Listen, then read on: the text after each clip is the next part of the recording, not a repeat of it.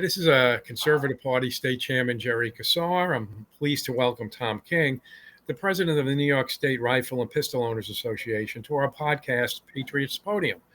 Patriots Podium is a regular Conservative Party podcast that brings newsmakers, elected officials, and conservative leaders to you as they participate in discussion on a wide range of topics.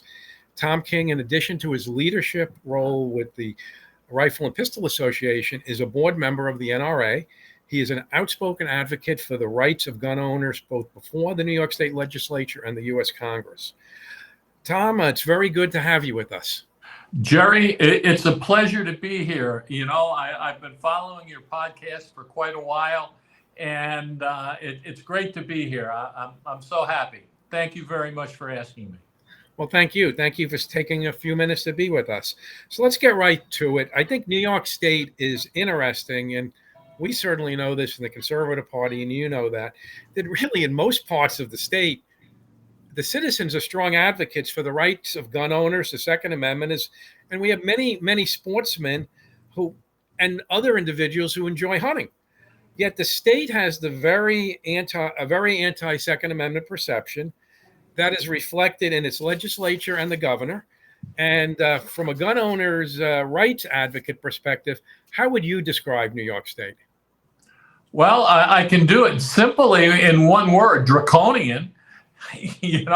But I can go into a lot more depth. And the fact is that it's a case of the legislators, the downstate legislators, and some from the population centers around the state being very uneducated about what the Second Amendment is and what their constituents in those areas are doing with their firearms. Okay, everybody is blaming the violence that's going on guns. It's not on guns; it's on people. It's on the core causes in New York State. Not enough jobs, poverty, no schooling.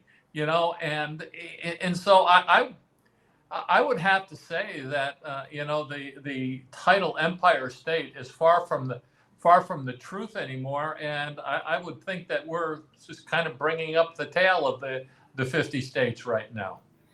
And the NRA was actually founded in New York State, am I correct? That's right, in 1871. And the funny thing is that the NRA was founded by the New York State Rifle and Pistol Association in 1871. So we're the parent organization for the NRA. That's very interesting. Very nice to know that. Tom, we both share a view that sometimes litigation is the only way to go. I've been participating in different litigation as Conservative Party State Chairman. Wish it wasn't that way, but it's like I said, sometimes that's all you can do. Last year, you had an historic victory before the United States Supreme Court with the Bruin decision that ruled Americans had a right to conceal carry. Tell us about the effort and the significance of the decision. Well, the effort was a long time coming to fruition. That suit had been active for 5 years, but the Second Circuit Court of Appeals kept on holding it up. And finally, when they made the decision, much to their chagrin and to our joy, we had a conservative, we had a conservative-leaning Supreme Court, and they ruled in our favor. And the significance is that we now have a Second Amendment that is based on both the historical feelings and forward-looking aspects that the founding fathers put into play, and also according to exactly what the Second Amendment says: "Thou shalt not; it shall not be infringed." So, and it's been a huge landmark decision. It's been used in, I think, somewhere around 236 different lawsuits that have been filed so far since the Bruin decision. And it's just changing the landscape for the Second Amendment in the United States. Well, I know of your commitment. I also know there was a significant financial commitment involved, which I don't think everyone necessarily understands or recognizes, although I think anyone who's dealt with attorneys knows these things can get very expensive. So I don't want it to go without being said that you did great work. And I know it was a real big burden on all different efforts you make in terms of running the organization. And I just want to say for the Conservative Party, thank you. It was that causing something that should never have been a problem to get straightened out can sometimes be the most frustrating thing imaginable, but you played one of the most significant roles on the Second Amendment issue that has happened, I would suspect, since Heller, I suspect, if not beyond Heller. So that's true. That's what many people are saying. It's the most significant ruling since Heller. But what we can't forget is that even though we were the people who instituted the suit, if it wasn't for the NRA, the suit never went forward because it was about $2 million for the suit, and the Rifle and Pistol Association can't afford that. Okay, if it wasn't for the NRA support, we never would have had the decision that we now have. Well, money well spent. So you've alluded to this. The court indicated that any effort to undermine the decision by state or local governments would be rejected by the Supreme Court, thus signaling to federal courts a clear view of the Supreme Court's intent as it relates to local workarounds. We have seen New York State really go beyond and above with crazy legislation to do workarounds. I mean, New York State has practically made your backyard's a gun-free zone with some of these things that they've passed. Has Governor Hochul and the Dems in the legislature lost their minds, Tom? What is the status of legal efforts to have these laws in New York State overturned? Well, no, I don't think they've lost their minds. I think they're doing exactly what they intended to do right from the very beginning. If you look at the Democratic Party, one of the main planks in their platform is the disarming of the American citizens, or doing away with the Second Amendment. I think that they're following their plans.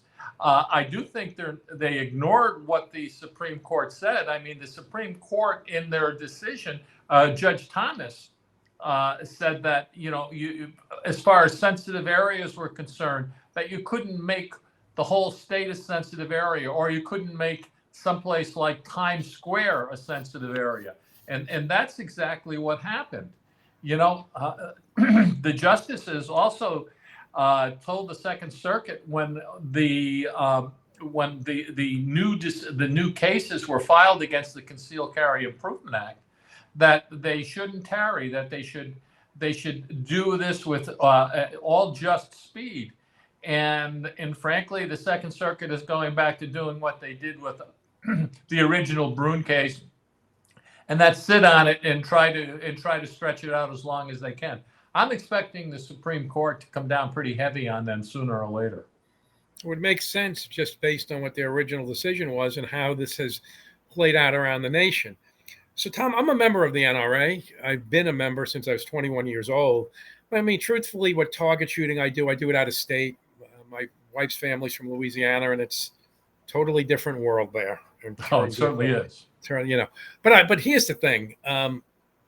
I strongly believe in the principles of personal responsibility, individual freedoms, and the protections enshrined in our Bill of Rights. For me, the Rifle and Pistol Association and the NRA are really much more than gun owners associations or sportsmen's groups. I mean, even if I never touched a gun, I would believe in the NRA and what you guys are doing. Could you tell me more? Could you tell our audience more about the many roles the association and the NRA plays beyond the Second Amendment? Sure. We do a lot of educational programs, based mostly around firearms ownership and firearms safety. We support school programs. We have a program called Eddie Eagle, which is a gun safety program that was set up initially for children under the age of 5, okay, maybe 4 and 5-year-olds. And it was cartoon character Eddie Eagle, who warns kids if they find guns, stay away, don't touch it, go tell an adult, okay? And frankly, the legislature, both houses of the legislature in New York State passed legislation to make that mandatory to be teaching it in the schools, okay? But Governor Pataki vetoed it, and there's a program that could have been helping the teachers get across the idea that you shouldn't be touching a gun, and just tell an adult that just went by the by because somebody didn't understand it. Okay, and we also, we're involved in rating candidates. We're involved in telling people where people stand, where candidates stand, where politicians stand, and how they voted on certain issues. Okay, and it's wide-ranging issues. I mean, I think that I could safely say that most of my members are conservative. I mean, I can say that with a straight face, but I can't. Okay, because I would say that 98% of my members are conservative, and they have the same values that you or I have. And we have to let them know that there are conditions that are going on that are fostered by politicians who don't know any better, or are from areas where they have little or no experience with guns, and they're acting out of ignorance rather than fear for somebody's life or fear for safety, because they just don't know the difference. So those are our main goals. Well, let me just kind of make a public service announcement for the NRA. When a person joins the NRA, they are given literally an opportunity to choose from an enormous array of magazines and material. Some of those magazines are some of the best conservative issue-oriented magazines a person could come up with. I mean, there may not be the American Spectator, it may not be National Review, but for many of us, it's just, I see you've got like John Wayne, picture of like John Wayne behind you. It's like just very old-fashioned traditional beliefs in what America is about. I mean, I literally love the magazines I get from you guys, and I will say the NRA is very, very generous in terms of the amount of material they put out. You don't feel like they are, trying to make a buck on you. You feel like they're actually doing something for you. So just as an aside, but you did allude to you spoke about the role you guys play in, rating legislators, providing information on legislators. So this is an appropriate time for me to ask you, how do you think the 224 elections are stacking up at this point? I think the local elections are going to be moving, but local, I mean, on a county-wide level, are in everywhere but the large population centers are probably going to be moving more and more conservative and Republican. I think there's a chance in some of the large population centers for that to happen because of the just terrible state of safety and what's going on in these cities. Statewide, I think there will probably be some gains for us, but New York City is a big nut to crack when you have that many people in New York City, and they can pretty much run the state. However, we can take them on, and we have done it in the past if we get all of our people together and get out and vote on issues, but rather than vote for the parties that their parents enrolled them in 30 years ago. Nationwide, I think that it's going to depend on who the candidates are.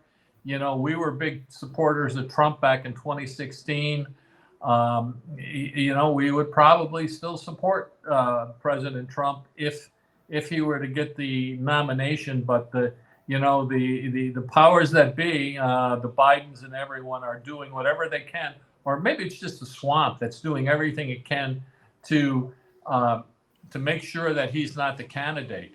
When it gets down to the rest of the candidates on the Republican side, I think there's a lot of good people that are there. I've met and spoke with many of them. Okay, I kind of have a favorite. I kind of like Tim Scott. Okay, I just he's a plain speaking American who knows what our values are. As far as the Democrats go, what can you say? We all watch President Biden gaff his way through anything that he's been doing lately, and yet there is nobody that is challenging him for the position other than Robert F. Kennedy. And Robert F. Kennedy Jr. is trying to portray himself as a moderate Democrat or a conservative Democrat. But if you go back 10, 15 years ago when he was at the Pace Environmental Law Clinic, he was doing everything he could to shut down gun clubs and everyone else, because he was claiming that the lead that was being used was polluting the Hudson Valley in New York, and doing all sorts of nasty things that there was no science to back up. So I don't know. I just hope it's not Kamala Harris. Well, I think you're.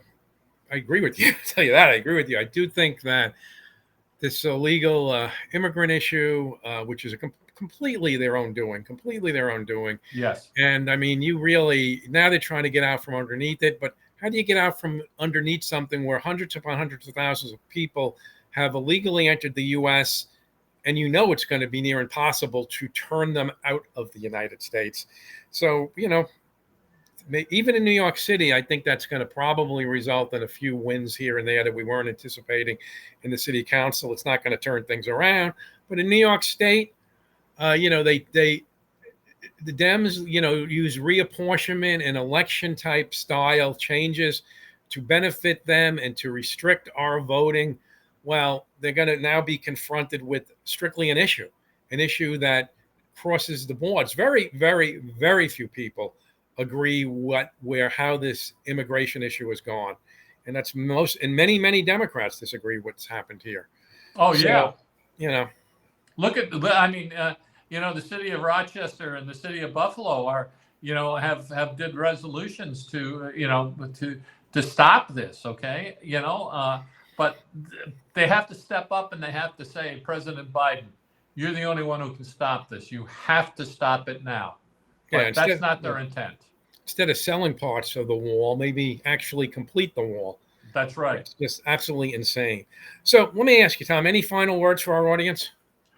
I think that what the voters of New York State have to do is understand what their values are and who supports their values.